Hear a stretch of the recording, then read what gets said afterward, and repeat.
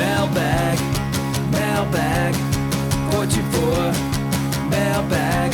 Party on, Mike. One of the most important things about doing this channel, I've realized, is the relationships that I've developed and the friendships that I've developed out of essentially just putting myself out there, making some videos, finding like-minded artists and creative people. And I think this episode, this series, whatever this is a testament to putting yourself out there, meeting people and seeing what other people are doing, and somebody saying what you're doing and saying, hey, I think that's really cool. Here's what I'm up to. So the first tape I've got is by Guillaume Altamira. It's called Luin. I believe it's pronounced Luin. It looks like loin in English, but I believe it translates to far in French because Gil is from France. And I forget how we met, but I think Gil may have sent some tracks of his, or maybe he had just been watching some of the videos and commenting on them, and that's how our relationship developed. But I think Gil's music is music that needs to be heard by many more people. It really blows me away, the quality of his songwriting and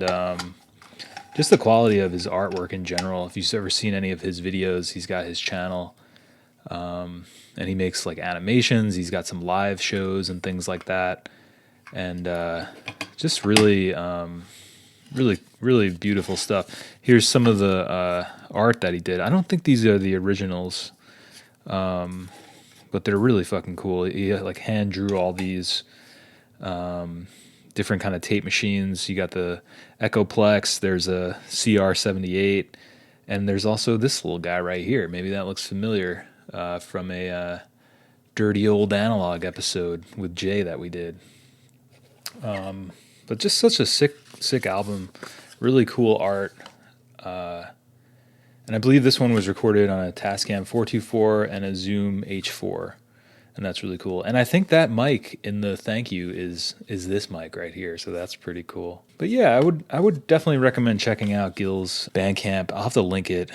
I apologize for butchering Gil's name. Guillaume Altamira, I believe is the pronunciation. I could be wrong. But just such a sick artwork, sick album. Favorite tracks, it's hard to pick just one on Luin. I guess my favorite track is the first track, the title track, Luin, because I'm a sucker for a good first track. But the whole thing has a great flow to it, and he's also have these loops, loop 1 and loop 2, that kind of bookend each side. Definitely check out Gil's stuff if you get a chance. Jason and I talked about his album on the podcast, and I actually got another album from Gil. Maybe we'll have to do that in another episode, which are all Red Pants covers. I believe that's the last thing he put out. 424, mailbag. A 7-inch that I got in the mail recently is from Self-Taught No Lessons, and this is a 7-inch that was recorded on a Tascam 414 and then cut straight from the cassette to lacquer. I don't know too much about this sort of process, but I think the big thing to note is that it was all done outside of a computer, in the analog realm. So that's really cool that they decided to go about this route.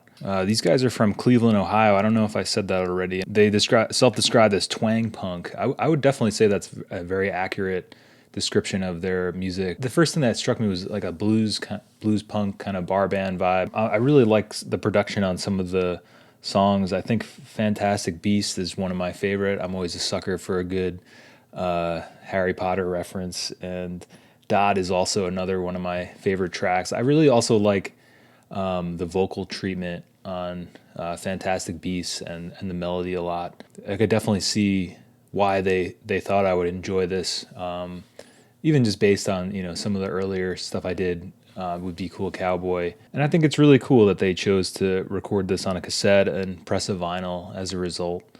You can check out the Bandcamp. It's at selftaughtonolessons.bandcamp.com. I'll send a link in the show notes. And I believe there's also a video that they sent, or that I was watching. I think they sent it. I believe it's the gentleman from Well Made Music, and he's kind of talking about the process of cutting the cassette to lacquer. Anna and Self-Taught No Lessons, thanks for sending this. It's a really cool surprise. I don't think anybody's ever sent me a 7-inch, so thank you so much. And keep rocking, keep going. 424, mailbag. Lastly, in today's episode, I have the Pen Palindrome tape, Dilettante Ball. This is full disclosure from the label that I'm also on, Jason's label, Painted Blonde. And of course, this is just classic a classic Jason setup we got here.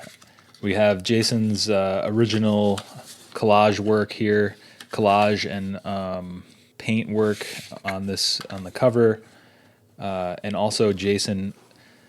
He's been including, I forget what these are called, block print.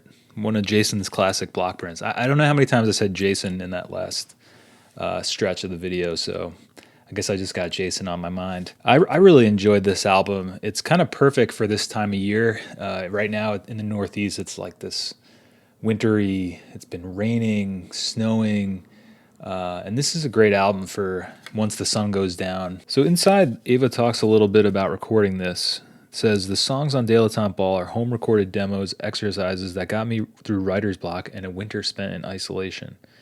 Most of the tracks were written in one sitting, and almost all of them were recorded over the course of 2 days onto a Zoom recorder. Wow, that's prolific.